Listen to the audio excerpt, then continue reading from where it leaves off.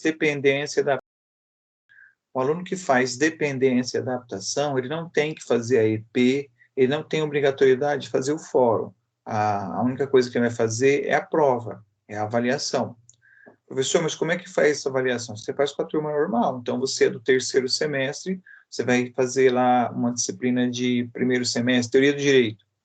Você vai verificar lá na tua matrícula, que você está matriculado, né? Você vai no seu estúdio, o professor vai ter colocado lá, certamente, da mesma forma como eu vou colocar, orientações para a realização dessa prova. Professor, então pode acontecer de eu ter duas provas no mesmo dia? Pode, infelizmente vai poder acontecer. Você monta o calendário para as turmas regulares, o pessoal de adaptação vai ter que ingressar ali e fazer. Não sei se não pode até ocorrer situações que a pessoa tenha 3 provas no mesmo dia. Pode acontecer, depende do volume de dependência que essa pessoa tem, ok? Mas aí são coisas muito específicas, muito particulares que vão infelizmente acabar acontecendo um choque de horários, ok? Mas é feito normalmente essas avaliações aí, beleza? Mas o prazo também é bastante tenso, é um dia inteiro para fazer isso daí. Bom, retomando, pessoal, hoje que está programado para nós, vamos falar continuar a competência. Competência é um tema bastante extenso devido à sua peculiaridade, ele trata de um monte de assunto. Então, a gente retoma hoje, né, mais uma vez a competência. Hoje, o que nos toca falar é basicamente os critérios para determinação e principalmente a competência interna, que é o mais relevante do nosso tema de hoje. Como eu sempre gosto de começar a aula fazendo uma recapitulação da aula passada, né? Pergunto se alguém tem dúvida da aula anterior, enquanto vocês vão pensando se tem dúvida aí. Me foi mandada uma pergunta ontem, salvo engano por WhatsApp, não deu tempo de eu copiar e colocar para vocês, porque a aula já estava pronta, mas a pergunta era a seguinte. Também não me lembro quem perguntou, me desculpa aí. A pergunta era a seguinte, os princípios informativos. O professor falou dos princípios informativos e o professor Humberto Teodoro fala que os informativos são princípios gerais. Tá? Eu não me lembro do Humberto colocar os princípios informativos como princípios gerais, tá? Mas eu vou rabiscar aqui no slide para tentar explicar para vocês isso daí. Funciona assim, ó. Nós temos os princípios informativos, né, que são 4. Isso aqui, felizmente, não tem muita briga na doutrina sobre os informativos. Eu vou usar a terminologia que eu usei em aula, tá? Eu não vou usar a do Humberto. Ele fala em princípio lógico, que o processo deve ter começo, meio e fim. Ele fala do princípio jurídico, esse que eu me lembro, que o Humberto chama ele de princípio da legalidade, significa que o processo deve estar de acordo com a lei vigente no país. Ele fala em princípio lógico, jurídico, princípio... esqueci. Lógico, econômico. Princípio econômico, que é... Opa, alguém mexeu no meu slide aí. Que é econômico, onde fala que o princípio, que o processo deve respeitar, ter o máximo de resultado com o mínimo de esforço. A gente tem que economizar tempo e economizar dinheiro. Lógico, jurídico, e um que eu não estou me lembrando o nome aqui de verdade, apolítico, que é quando o processo tem que respeitar a vontade do Estado. O Estado, o processo, ele também é um elemento político. No processo você também faz política. É claro que você não faz política partidária, mas você faz política social. O exemplo que eu coloquei no slide, me lembro bem da fotinha da senhorinha, né? O idoso. O processo, ele quer proteger o idoso, né? Tanto que a pandemia, né, o isolamento que nós estamos submetidos, é mais para proteger mesmo a pessoa que está lá, o idoso. Eles falam melhor idade. Eu acho que a melhor idade é dos 18 aos 25, né? Não tem esse negócio, não, mas tudo bem. Eles chamam de melhor idade. Então, a vontade do processo tem que ser respeitada. A gente quer um processo mais rápido, então foram criados mecanismos para que o processo seja rápido. A gente quer um processo que seja mais moderno, então foi criado o processo eletrônico. Então, são todos mecanismos que vão girar o aspecto político do processo civil. E ao longo deles, depois deles, porque eles informam, eles dão as ideias gerais, né, dão as principais ideias, aí eu vou ter os princípios gerais. Aí sim, é aqueles nomes que a gente aprendeu, devido processo legal, igualdade, qual mais? Publicidade, e aí ele vem. Então, tem essa diferenciação entre princípios informativos e gerais. Né? Qual deles é mais importante? Pessoal, em princípios, nenhum é mais importante. Todos eles devem ser respeitados. Se um princípio for violado, qualquer princípio, eu violei automaticamente, né, o devido processo legal. Tá bom? Beleza, pessoal? Uma outra observação. Vocês têm a apresentação aí. Se você clicar assumir a apresentação, você começa a mexer na minha apresentação e atrapalha a minha aula. Então, por favor, deixa que eu mexo com os slides, ok? Avançando. Ficou claro isso, pessoal? Alguma dúvida? Se tiver dúvida, por favor, só ligar o microfone e falar que eu interrompo. Bom, continuando, então, a nossa explicação, eu tenho uma outra pergunta que uma colega fez, eu não sei se dessa turma ou da outra turma, mas eu coloquei aqui também para a gente discutir de aulas anteriores. Ela me faz uma pergunta, aula retrasada. Sim. Agora sim. Humberto, ele coloca aqui... bom, vamos lá. Nós temos as chamadas condições da ação. São 3 condições. É a legitimidade, ad causa, interesse processual e possibilidade jurídica do pedido. Lá na legitimidade, só pode propor ação quem for o titular do direito. Interesse processual. A pessoa poder propor uma ação, ela tem que ter interesse jurídico, é claro, e tem que apresentar também para nós a ação adequada. Então, se você errar a ação, você não está preenchendo uma das condições da ação, vai dar o que a gente aprendeu como carência de ação, ok? Bom, e a possibilidade, ela continua como uma das condições da ação? Na verdade, com o novo Código de Processo Civil, surgiu uma polêmica se as condições da ação são ou não são, se a possibilidade jurídica do pedido é ou não é uma condição da ação. Veja, eu penso assim, apesar da dúvida que existe hoje ainda, a gente pode considerar a possibilidade como uma das condições da ação. Porque você veja bem, se nós formularmos um pedido impossível, de algo que não tenha condições, né, como é que o juiz vai julgar? Por exemplo, se exigir, né, se entrar com uma ação para que o corona pare de matar, né, pare de infectar. Isso é uma coisa que não tem lógica, não tem cabimento. Então, são coisas que quando no Brasil não previa divórcio, eu podia pleitear o divórcio? Não podia. O que a gente tem que ficar atento é que os pedidos podem mudar com o tempo. Aquilo que não era possível num determinado momento histórico, ele pode mudar. Como eu acredito, né, que vai acontecer agora. Assim que voltar da quarentena, eu acredito piamente que em pouco tempo vai ser aprovado o direito EAD. Acredito com tranquilidade. Embora as atividades que vocês estão fazendo agora são atividades remotas, para quem já fez um curso por EAD, isso aqui não tem nada a ver com EAD. EAD é uma lógica absolutamente diferente da lógica que a gente usa no presencial e é absolutamente diferente disso que a gente está fazendo agora. Ele é construído de uma forma muito distinta. Mas o grande problema que havia para a aprovação do direito EAD, além do aspecto político, eu não vou entrar agora, era a crítica que se fazia exatamente às aulas e a interação entre professor e aluno, que agora, com essa pandemia, não é o Sesumar, são todas as instituições, certamente superou-se esse, vamos dizer assim, preconceito que havia. Então, aquilo que não é possível hoje, pode ser possível amanhã. Então, hoje, se uma faculdade entra com uma ação para exigir liberdade para EAD, não vai conseguir, porque o Ministério não autoriza. Daqui a 2, 3, 6 meses, 1 ano, talvez isso possa ser possível. Então, a condição ela faz modificações. Ok? Beleza? Acho que era essa a dúvida que tinha. A gente vai entrar agora no nosso assunto diário.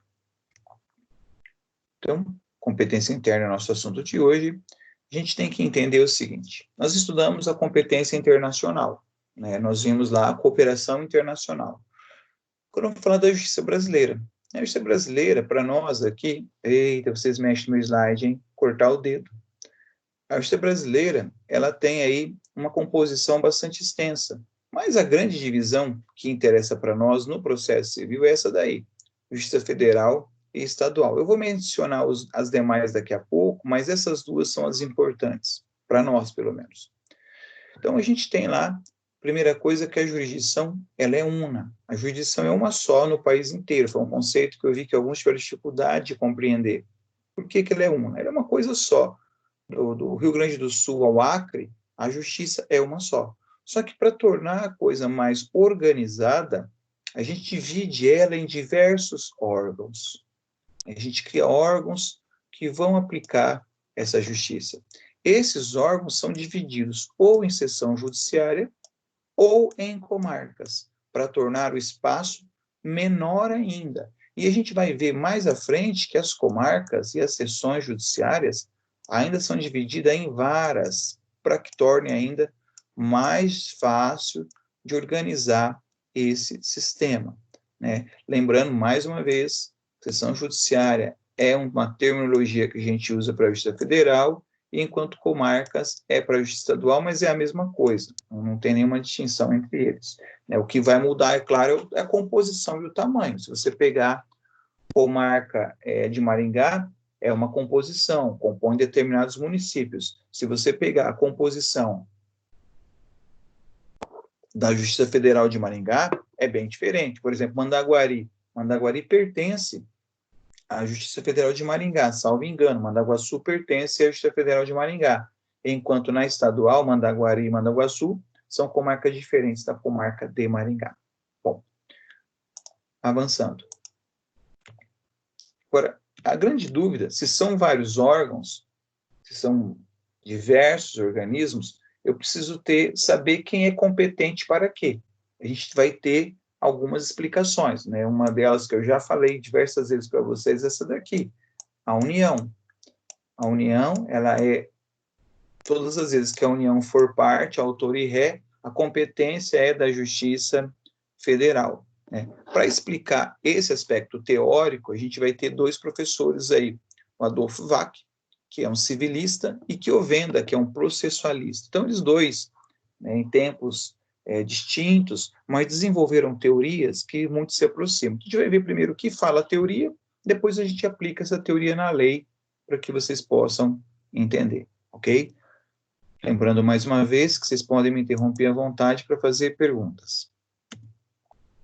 Então, os autores Chiovenda e o Adolfo Vac, eles criaram alguns critérios que eles chamaram de critério objetivo. Eu só vou enumerar aqui esses temas, depois eu aprofundo mais à frente. Só vou dar uma pequena explicação. O que é o critério objetivo? Tudo isso que você vê critério objetivo é algo que você analisa sem nenhuma subjetividade, você vai ver algo de forma mais clara, né? Objetivo, valor da causa. Então, dependendo do valor da causa, a gente vai saber aonde essa ação vai ser proposta. A gente já aprendeu diversas vezes que nós temos o juizado especial civil, ou seja, dependendo do valor, que é até 40 salários mínimos, a pessoa pode propor ação com advogado, e até 20 salários mínimos nem precisa de advogado. Então, esse é o critério do valor da causa. Nós vamos ver lá na justiça, na execução fiscal, que vocês vão aprender no 5º semestre, que dependendo do valor da sua execução, você vai poder entrar ou não com recurso, o recurso vai ser ou não admitido. segundo critério objetivo que o autor coloca para nós, esse talvez um dos mais importantes, é a natureza da causa. A gente vai ver, né, se for penal, é num local, se for civil, é em outro local, se for discutir questões de família e na comarca tiver a vara de família, então essa ação tem que ser proposta na vara de família. Então, dependendo do tipo do assunto, vai ter um local competente, adequado para julgar.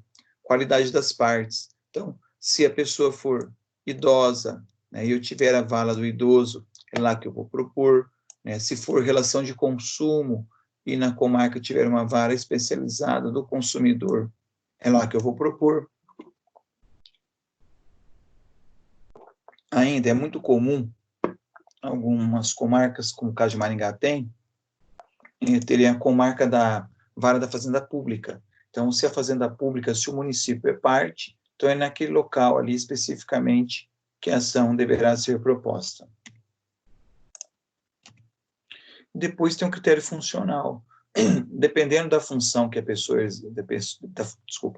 dependendo do tipo de ação que você vai propor, você tem que propor diretamente no STF ou diretamente no STJ, como, por exemplo, se você quer entrar com mandado de segurança contra o ministro Mandetta, se ele tomar alguma atitude no ministério que incomode, que você acha que está violando algum direito líquido e certo. Se você vai impetrar um mandado de segurança e é um ministro de Estado, como ele exerce uma função de ministro, a competência é do STJ. Mas onde é que eu vejo isso? Na Constituição Federal. Lá vai ter a competência de todos os tribunais. Recomendo novamente a leitura da Constituição Federal, que vai facilitar muito o entendimento desse assunto da competência. E, por fim, e talvez o mais importante de todos, o que a gente vai ter uma aula só para falar disso, que é o critério territorial, que são os locais em que a gente vai propor a ação. Desde já, eu fortaleço muito essa informação para que vocês aprendam por repetição. As ações, em regra, são propostas no domicílio do réu. Em regra, tem uma infinidade de exceções, mas a regra geral é que a ação seja proposta no domicílio do réu. Então, esse é o aspecto teórico. Esses são os elementos que os teoristas do processo civil desenvolveram para poder organizar nosso sistema processual.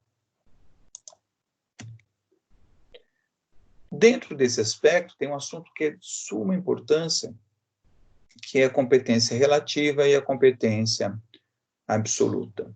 A legislação traz da seguinte forma: as partes podem modificar a competência em razão do valor e do território, elegendo o foro onde será proposta a ação oriunda de direitos e obrigações.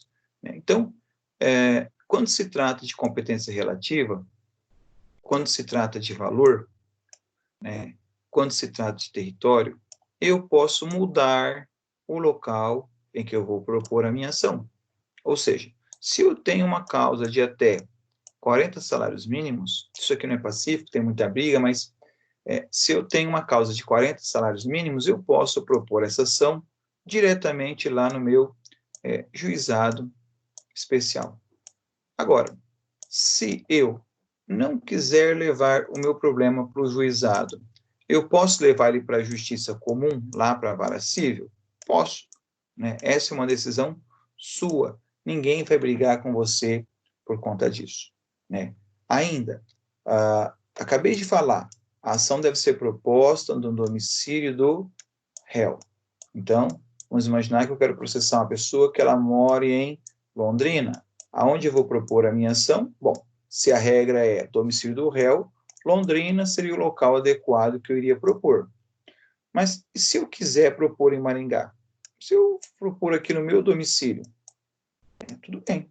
Se você propor aqui no seu domicílio e o réu não reclamar, e o réu não pedir para o processo ir para Londrina, tudo bem. O processo vai permanecer em Maringá e não terá nenhum problema, porque é o que a gente chama de competência relativa. Se ela estiver baseada no valor ou se estiver baseada no território, as partes podem eleger o foro, poderá eleger o local e que querem propor a sua ação. Isso é um assunto que nós vamos ter que tratar ainda bastante, tá? Isso aí é bem conversa, vamos ter muita conversa sobre isso ainda. De outro lado, eu tenho a competência absoluta, né? Que a lei fala que ela é inderrogável. Olha lá, a competência determinada em razão da matéria, da pessoa ou da função é inderrogável por convenção das partes. Inderrogável, no bom português, não muda. Inderrogável é aquilo que eu não posso derrogar, é aquilo que eu não posso alterar. Derrogar vem lá de uma parte quando você estuda teoria do direito, a qualidade da norma jurídica, você vai aprender lá derrogação, revogação de normas. Então, aqui é inderrogável, não muda isso. O que eu estou querendo dizer? Ora, se eu estou discutindo uma questão de divórcio, eu não vou poder discutir um divórcio na justiça penal. Ah, mas teve agressão do marido em relação à mulher. Bom, a agressão é outro problema. Isso é lá, Lei Maria da Penha. Não tem nada a ver com o divórcio. Ok? Pode até ser causa do divórcio, mas o divórcio em si, o assunto civil em si, não vai se misturar com esse assunto. Consumidor. Se eu for propor uma ação, e eu tenho lá a figura do consumidor, tem que ser proposto no domicílio, eu tenho que propor essa discussão na vara especializada. Se não tiver vara especializada, vai ter que ser na vara civil. Então, se eu fizer ao contrário, se eu levar o meu assunto do consumidor lá para a vara da Fazenda Pública, estará errado, você não tem, ele é uma pessoa especial, ele é um consumidor, ele tem uma competência absoluta para ser julgado. Função, acabei de falar do ministro Mandetta, se eu propor ação contra o ministro aqui, no Tribunal do Paraná, no TJ, esse processo vai estar correto? Não estará correto, porque essa competência aqui, ela não muda. Se quiser anotar, porque eu não coloquei no slide, se um processo for julgado por um juiz absolutamente incompetente, caberá uma ação rescisória. Então, a ação rescisória, ela anula a decisão do juiz. Por isso, essa grande divisão da competência em relativa e em absoluta. Por ora, quero que lembrem-se, competência relativa muda, absoluta não é alterada, não sofre nenhum tipo de alteração, ok? Esses slides também eles estão disponíveis no material das aulas, tá, pessoal? Bom, qual é a minha primeira preocupação, Minha primeira competência, minha preocupação, primeiro, uma das preocupações que eu tenho que ter, e eu separei nesse momento para ser a primeira, é definir qual é o foro, definir qual é a minha comarca. Agora há pouco eu fiz aqui no slide anterior, aqui, Londrina ou Maringá. Então, escolhi, vamos fazer de forma correta, escolhi propor ação no domicílio do réu. Ok, fui lá, então escolhi a minha comarca de Londrina. Segundo lugar, depois que eu escolhi a comarca, a minha preocupação é com o juiz, Se eu pego uma comarca, Londrina tem até mais, mas Maringá tem 7 varas cíveis. Se eu pego uma comarca com 7 varas cíveis, para qual comarca que eu vou mandar o meu processo? Eu já escolhi a cidade, já escolhi a comarca, mas para qual juiz que eu vou mandar se eu tenho varas? Várias varas. Eu tenho vara da família, vai ser por matéria, mas tenho varas cíveis, essas 7 varas cíveis. Para qual delas que eu mando a minha petição inicial? Na verdade, quando se trata de uma petição inicial, você vai mandar ela porque a gente chama de cartório distribuidor. E esse cartório distribuidor é ele que vai fazer o sorteio. Então, é sorteado a vara que vai cuidar do meu processo. Por que sorteia? Para garantir lá o princípio do juiz natural, para que a gente mande o processo, para que haja imparcialidade, para que não haja o perigo de haver um favorecimento. Então, é feito um sorteio, é escolhido o local para onde vai esse meu processo. Vamos imaginar aqui que ele foi escolhido a 6ª vara civil, sorteado. Então, os demais, eles desaparecem, não fica mais disponível, digamos assim, e o processo vai estar tramitando com o juiz da 6ª vara civil. Hoje, esse sorteio é feito pelo Paraná, ele é feito pelo PROJUDE, né, que é o programa do judiciário que aceita lá as petições eletrônicas. Então, você posta lá no programa, o programa encaminha para o cartório distribuidor, e o cartório distribuidor certamente aperta uma teclinha lá, e é feita a escolha aleatória para uma das varas.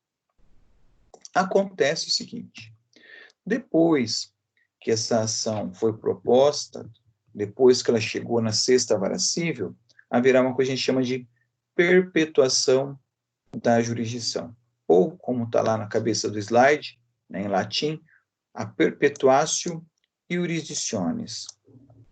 Trouxe aqui para vocês o símbolo do infinito, que representa para nós algo que é para sempre. Então, perpetuação da jurisdição é exatamente isso, é para sempre. Como assim para sempre? Está ali. Determina-se a competência no momento do registro ou da distribuição. Então, no momento em que eu entreguei esse documento no fórum, ele foi sorteado, distribuição da petição inicial, está ali, ó, são irrelevantes as modificações do estado de fato ou de direito ocorridas posteriormente, salvo quando houver supressão do órgão judiciário ou alteração da competência absoluta. Lembra da competência absoluta? Que não muda, né? Matéria, função e pessoa, aquilo não vai mudar.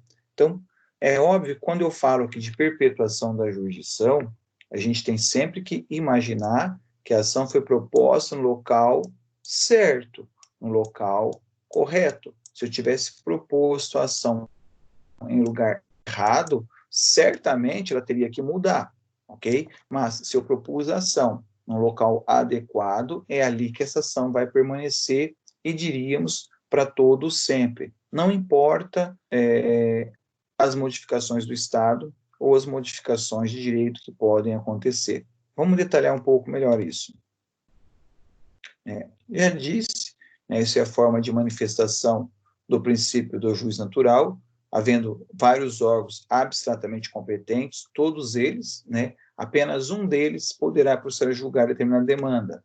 Como que é feito isso? É feito, já falei, por sorteio, aqui no caso, o sorteio que eu fiz antes foi para a 3ª vara civil, não tem problema, desde que a gente saiba que é uma só, é o que nos interessa. Bom, isso tudo é para dar uma estabilidade, para nos dar segurança. Então, eu sei que meu processo está em Maringá, no sorteio que eu fiz aqui agora, vamos pegar o que está no slide para não ter confusão na hora de estudar, 3ª vara civil. Então, eu tenho essa tranquilidade que é ali que o meu processo vai se encerrar. Relembrando novamente, são irrelevantes as modificações. Então, vamos lá. Situação de direito não influencia, não vai mudar. Ou seja, eu propus a minha ação hoje e eu me casei. Não vai sair da 3ª vara civil. Eu me divorciei. Não vai mudar. Danos ao bem. Então, a gente está discutindo lá uma casa. Essa casa caiu o telhado. Não importa. Ela vai permanecer aonde a ação está. Mudou a lei. Não interessa. Onde começou o processo é onde o meu processo vai se encerrar. Situação de fato, que também não influencia. Ora, a principal delas, mudou de endereço. Eu acabei de falar que, em regra geral, a ação é proposta no domicílio do réu.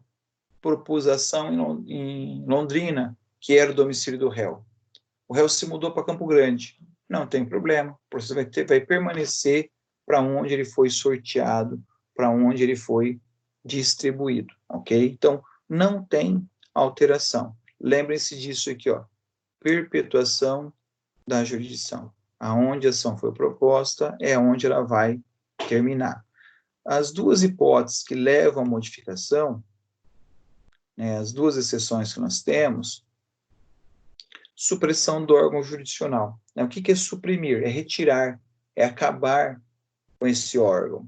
Então, no Paraná, nós tivemos uma situação como essa. No Paraná, Estado de São Paulo e Paraná, nós tínhamos 2 tribunais. Era o Tribunal de Alçada e o Tribunal de Justiça. Os dois eram instâncias recursais. Eu tinha abaixo deles a vara civil e eu tinha acima deles o STJ, de ambos. Aí havia uma polêmica terrível. A gente ficava na dúvida, quando eu estava estagiando, ainda tinha isso aqui. A gente não sabia se o recurso ia para a alçada ou se ia para a justiça. Era uma preocupação sempre se você estava propondo recurso no local correto. E pior, se errasse o tribunal, teu recurso não ia prosperar. Então, era uma insegurança muito grande. Até por questão de custo também, o que veio a justiça? Veio e acabou com o Tribunal de Alçada. Hoje nós não temos mais Tribunal de Alçada, temos apenas Tribunal de Justiça. Mas os processos que havia no Tribunal de Alçada, todos eles foram mandados daí para o Tribunal de Justiça. Então, se acaba um órgão, se desaparece esse órgão, aí vai poder mudar a competência. Vamos pegar aí um município, vamos imaginar, de repente, o município é extinto, um município pequenino lá, tem poucos processos, tem pouca população, e resolve extinguir aquela comarca. Os processos que estão naquela comarca terão que ser distribuídos para outras localidades, e aí vai poder mudar, sim, a competência. Outra, Justiça do Trabalho. Existe uma polêmica antiga, eles querem acabar com a Justiça do Trabalho. Se um dia isso vier a acontecer, o que eu não acredito, mas se um dia isso vier a acontecer, os processos que estão na vara do trabalho, para onde vão? Os processos vão todos ser encaminhados, certamente, acredito eu, para a Justiça Federal. Então, suprimiu, acabou o órgão, eu vou ter que mandar para um outro órgão julgador. Segundo, alteração da matéria ou da hierarquia. Então, como eu falei a vocês, via de regra, os processos tramitam na vara civil. Mas Maringá teve uma época, um dia, que eles criaram a vara da Fazenda Pública. O que é a vara da Fazenda Pública? É a vara encarregada do julgamento dos processos em que o município ele é parte, que ele tem que pagar ou tem algo para receber. Então, os processos que estavam na vara civil, todos eles foram encaminhados para a vara da Fazenda Pública. Mas não teria que ser civil? É civil, mas como mudou, você tem que mandar para o órgão competente, porque mudou aqui em razão da matéria. A matéria se tornou de competência da vara da Fazenda Pública. Ok? Então, resumindo, uma vez proposta a ação, é lá que ela vai se encerrar. Ela só vai trocar de localidade caso eu tenha supressão do órgão ou caso eu tenha modificação da matéria ou da hierarquia. Se não mudar essas duas coisas, é lá que o processo será julgado sempre. Ok? Claro até aí, pessoal? Tem um problema até aqui? Se não há problema, eu vou destacar um pouquinho mais, embora eu fale demais, né? Destacar um pouquinho esse valor da causa, já mencionei quase tudo, mas vamos retomar. O que acontece? Todo processo ele terá que ter um valor certo. Absolutamente qualquer processo que eu for levar, ele terá que ter um valor, ainda que eu não esteja discutindo nenhum conteúdo econômico. Mas por que tem que ter valor da causa? O artigo 292 fala para nós, o valor da causa constará da petição inicial ou da reconvenção e será. Então, o 292 vai dar para nós critérios de como calcular o valor da causa. Normalmente, o valor da causa ele está relacionado ao pedido. Normalmente, a gente vai aprender mais daqui a pouco, que às vezes não é assim, não. Mas, por exemplo, se eu quero receber uma indenização de 100 mil, qual é o valor da causa? 100 mil reais. Então, quando eu falo em 100 mil reais, estou falando em moeda corrente nacional. Se eu estiver discutindo um contrato feito em dólar, eu posso colocar o valor da causa em dólar? Não posso, tem que ser em dinheiro. Juizado especial civil, que é o grande elemento hoje da justiça do valor da causa, que tem valor da causa. Então, a gente aprendeu que pode ser até 40 salários mínimos. Eu vou colocar 40 salários mínimos? Não, você vai pegar 40 e vai multiplicar pelo valor do salário mínimo, acho que é 1.039, se eu não estiver errado, não tenho certeza, né? Vamos fazer de conta que seja. Eu vou pegar, vou multiplicar esse valor por 40 e ele vai me dar um valor econômico. Então, sempre tem que ter valor da causa. Mas nem tudo nessa vida vale dinheiro. E aí, como é que faz? Então, vamos pegar, por exemplo, uma ação de guarda de uma criança. Eu quero dar a guarda da criança para a avó poder ficar com a criança, a mãe e o pai não estão em condição de cuidar dessa criança. Então, uma ação de guarda. Quanto vale a guarda de uma criança? Atenção agora, pessoal. Se o que eu vou discutir na justiça não tem valor econômico, eu posso atribuir absolutamente qualquer valor. De 1 centavo a 20 milhões, 2 trilhões de reais. É claro que aqui vem agora, vamos dizer assim, o bom senso. Se o valor da causa ele vai servir, nós vamos aprender também, para o valor das custas, quanto mais alto o valor da causa, maior o valor das custas. Então, é claro que no processo de guarda, que eu não estou discutindo dinheiro, e eu posso colocar qualquer valor, eu vou colocar um valor pequeno, sei lá, R$500, R$1.000, para que eu possa pagar menos custas ao Poder Judiciário. Beleza? Então, sempre lembrem-se, se todo o processo tem que ter um valor. Mesmo que eu não esteja discutindo dinheiro, eu tenho que colocar ali um valor qualquer, né? Normalmente é o valor do pedido. Se eu não tenho esse valor do pedido, eu coloco um valor qualquer para que ele possa estabelecer esse valor da causa. Lembrando que o valor da causa ele pode ser critério também de competência. Hoje, basicamente, tudo que a gente fala de valor da causa vai girar nisso aqui. Juizado. Eu não tenho hoje grandes questões que envolvam o valor da causa dentro do processo civil. Ok?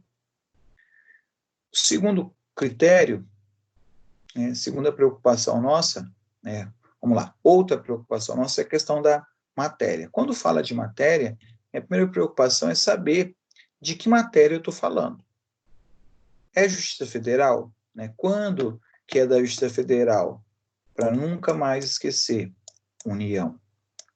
Sempre que tem interesse da União, ela vai estar envolvida. Quando eu falo União, é união direta ou indiretamente. Por exemplo, se eu pego a OAB, a OAB ele é um órgão privado, mas concessão do poder público. Então, se eu quero entrar com uma discussão contra a OAB, eu vou propor na Justiça Federal, mas a União não tem nada a ver, ela é concessionária.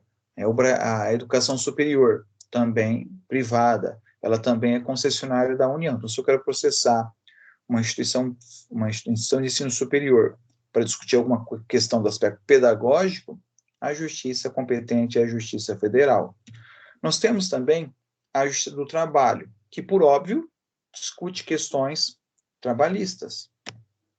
E depois eu tenho ali a Justiça Eleitoral, que é quando vai discutir o que? Partidos políticos, vai discutir a eleição, tudo que envolve matéria eleitoral é ali que vai ser tratada. E, por fim, questões do Exército, Marinha ou Aeronáutica, na minha Justiça Militar. Então, a minha primeira preocupação é fazer essa diferenciação.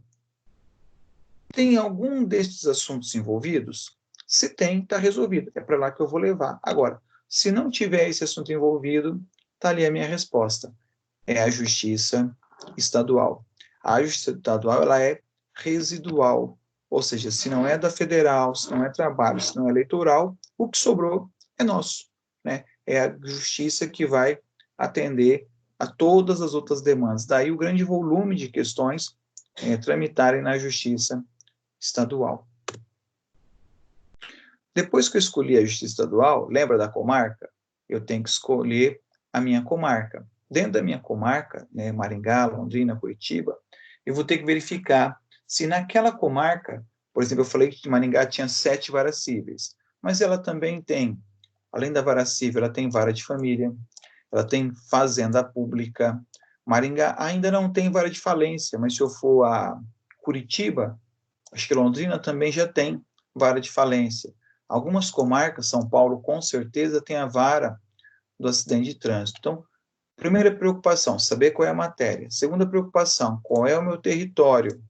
Depois, eu vou ter que saber dentro do território se eu tenho essas varas cíveis. Para quê? Para que eu possa fazer o sorteio, poder distribuir a minha ação. E se tiver mais, por exemplo, Maringá, tem duas varas de família. Então, aqui também vai ter que ir por sorteio. Eu tenho aqui uma vara civil, 7 varas cíveis, perdão, tem que ir por sorteio. Fazenda Pública, se eu não estou enganado, é uma só, não tenho bem certeza agora, mas se é apenas uma, eu não tenho que sortear, aí vai diretamente para ela, ok? Ah, mas não quebra daí a justiça, o princípio do juiz natural? Não. Se eu tiver uma vara civil só na cidade, eu só vou distribuir para aquele juiz. Então, mas é um juiz que já está ali antes, é um juiz prévio. O juiz natural é aquele juiz que está previamente empossado no cargo antes que surja o problema. Ok? Bom, o código, ele entra agora, o código livre, ele entra agora no que chama de competência funcional. Como é que é estabelecida essa competência funcional? Nós vamos ter aqui a organização da Justiça Estadual. Então, o processo ele tem a seguinte composição. Para vocês poderem entender a função, tem que entender esse organograma primeiro. O processo ele começa, em regra, com o juiz na vara civil. Esse juiz ele vai julgar e, a partir do seu julgamento, caberá recurso. Então, eu tenho lá o TJ. Então, atenção agora, o TJ tem a função de julgar os recursos. O TJ tem a função de julgar processos que envolvam, por exemplo,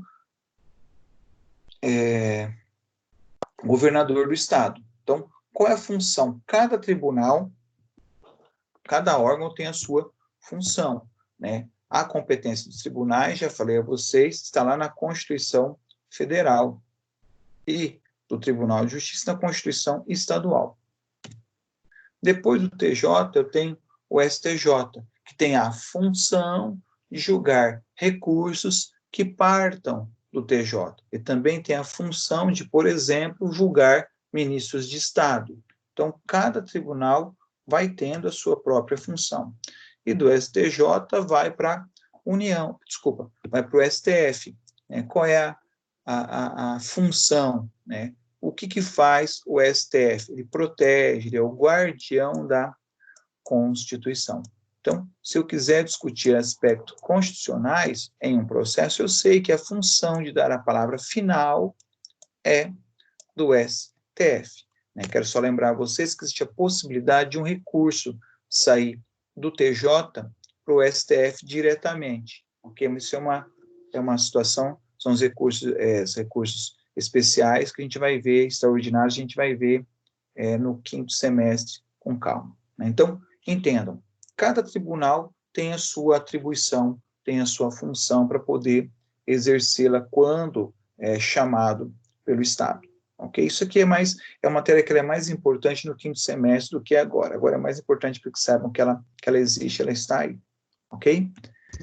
Por fim, a gente encerra por aqui e a gente tem o nosso próximo assunto, que é a competência territorial. Então, abro a palavra aí para quem queira fazer alguma dúvida, uma pergunta. Antes que eu esqueça, você tem que entrar no estúdio e postar um resumo da nossa conversa, do meu monólogo agora pela manhã, que vocês quase não falam. Aff, Maria. Fala alguma coisa, pessoal. Diga. Quem está falando? Rodrigo? Rodrigo, isso. No Diga, Rodrigo. recurso extraordinário, ele não pode ser direto do juiz, assim? Do primeiro juiz e direto pro... Não. Jamais. O TJ, que funciona como filtros. São filtros. Por que são filtros? Isso aqui funcionaria como, deixa eu ver se eu consigo fazer aqui com o mouse, como uma pirâmide. Por que como uma pirâmide? Eu tenho muitas comarcas, mas eu tenho no estado apenas um tribunal, então vai afunilando a coisa. Então, é mais fácil um processo sair do juiz e ir para o TJ, é bem mais fácil. Agora, aqui, sair do TJ para o STJ é um filtro bem grosso, né? Ou bem fino, digamos assim, não passa quase nada, né? Tem uma série de requisitos para serem preenchidos, tem uma coisa que é muito forte, que é o tal do pré-questionamento. Se não tiver sido discutido o assunto antes, não pode ir. Para sair daqui, para ir para cá, o filtro ainda é muito mais grosso. Então, para sair daqui diretamente, ó, deixa eu olhar essa linha aqui, a gente tem dois filtros, ó. Então, se torna muito difícil o processo ir para lá. Agora, daqui para cá, ou daqui para cá, isso é impossível, por conta até da própria competência funcional. Para você chegar aos tribunais superiores, você tem que ter passado pelo TJ, Rodrigo. Então, não tem como. Entendi, obrigado. Por nada. Manda outra, pessoal. Mandem perguntas aí. Vocês estão aí ou só estão ligados a câmera? Só está ligado o Professor, programa? Oi, você está me ouvindo bem? estou lhe ouvindo bem. Ah, tá. Em relação ao conteúdo da prova, vai cair tudo que a gente viu até agora, até esse slide? Tudo que caiu até agora, até esse slide. Exatamente. Obrigado. Mas assim, eu não devo, assim, não é promessa, né? Não é promessa, eu vou ter que olhar com mais calma ainda, mas talvez eu não inclua competência agora para vocês. É um assunto que eu gosto não, um assunto que a gente precisa aprofundar bastante. Então, acho que eu vou deixar, eu não vou tirar do primeiro, mas eu certamente vou incluir ela no segundo novamente. Se eu não conseguir trabalhar tudo, eu não conseguir trabalhar muita coisa agora, no segundo a gente certamente volta a essa matéria. Porque ela isso que tem que aprender, isso aqui você não tem como escapar. Tá? Mas a princípio até a aula de hoje. Diga. Você sabe se vai ter recesso na segunda? Sim, é recesso, segue o calendário normal. Ah, Dia tá. 20 não tem nenhuma atividade. Tá, obrigado. Nada. Mais alguma coisa, pessoal? Bom, meus queridos e queridas, não havendo pergunta, então, eu vou primeiramente encerrar a gravação para não esquecer, para depois disponibilizar isso aqui lá para vocês. E agradeço aí a presença de todos.